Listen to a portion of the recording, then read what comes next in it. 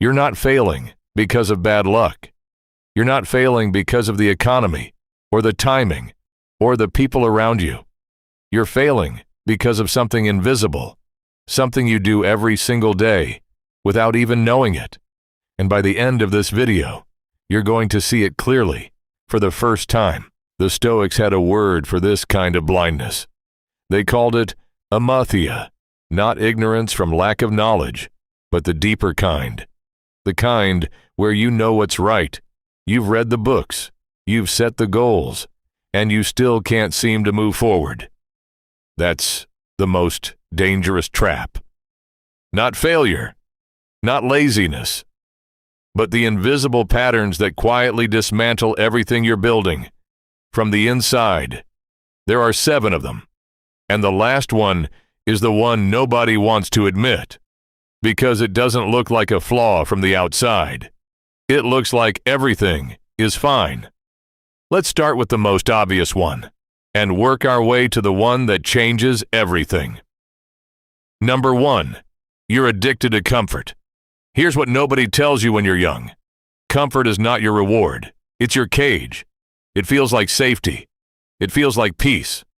But underneath that warm, familiar feeling is something far more sinister.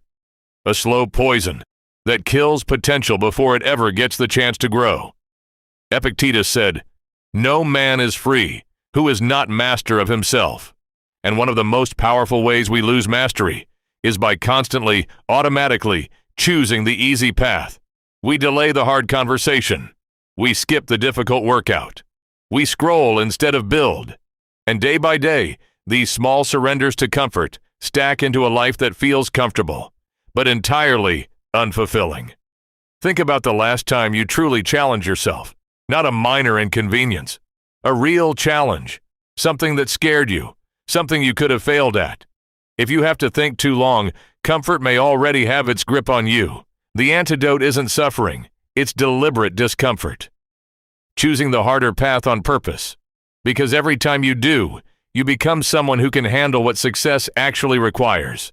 Because success is not comfortable. It never was. But here's what's strange. Even people who push through discomfort still stay stuck. Why? Because the real enemy isn't outside you. It's the voice in your head. And most people have no idea they're listening to the wrong one. Number 2, you're listening to the wrong voice. Inside every person there are 2 voices. One is loud, cautious, relentless. It tells you that you're not ready, that you're going to fail, that it's too late, that you've already made too many mistakes. The other voice is quieter. It knows your potential. It nudges you toward what you were built to do. Most people spend their entire lives listening to the wrong one. Seneca wrote, "We suffer more in imagination than in reality." That anxious, self-critical voice isn't telling you the truth. It's telling you its fears. And if you keep mistaking its fears for facts, you'll make decisions based on a version of reality that doesn't actually exist. The Stoics called this the faculty of judgment, the ability to choose which thoughts you give power to. You cannot stop the voice from speaking, but you can stop obeying it. That fearful voice has been with you for years. It knows your history. It knows your failures. It knows exactly which insecurities to poke. But here's the truth. It is not protecting you. It is keeping you small.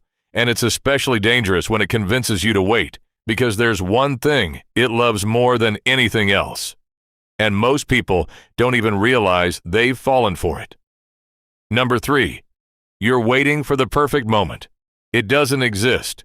The perfect moment, where everything is aligned, you feel fully ready, the risk feels manageable, is a myth, a beautiful, paralyzing myth.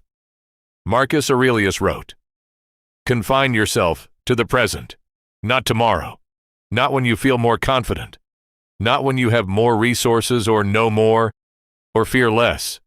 Now. The present moment is the only place where action is actually possible." Think about something you've been putting off. How long have you been waiting for the right time? A month, a year, 5 years. And in all that waiting, has the moment ever arrived? Or does the goalpost just keep moving? The farmer doesn't wait until the soil is perfect to plant. They work with what they have in the season they're in. You don't need more preparation. You need to begin. But here's the dark twist. Some people do begin. They work hard. They put in the time, and they still don't move forward. Not because they're doing nothing, but because they're doing all the wrong things. Number 4, you confuse motion with progress. You're busy, always doing something. Emails, meetings, plans, goals, lists, research, optimization. And yet, at the end of the week, somehow you're no closer to what actually matters. This is one of the most deceptive traps of modern life. Being busy feels like progress, but motion and progress are not the same thing. Seneca put it plainly, to be everywhere is to be nowhere. When you scatter your energy across 100 small tasks that feel productive but move nothing forward, you create the illusion of momentum while standing completely still. Ask yourself this, what is the one action that, if taken consistently, would actually change your life? And how much of your week are you actually giving that action versus everything else competing for your attention? The answer might be uncomfortable, but even once you know the right actions, there's a force that stops people cold the moment things get hard. And how you respond to it determines everything about where you end up. Number 5, you run from failure instead of learning from it. Here's what the most successful people in history have in common. They failed, repeatedly, publicly, painfully. And what separated them wasn't talent or luck. It was what they did with the failure. They didn't run. They didn't decide the failure proved they weren't good enough. They looked at it directly and asked, what is this teaching me?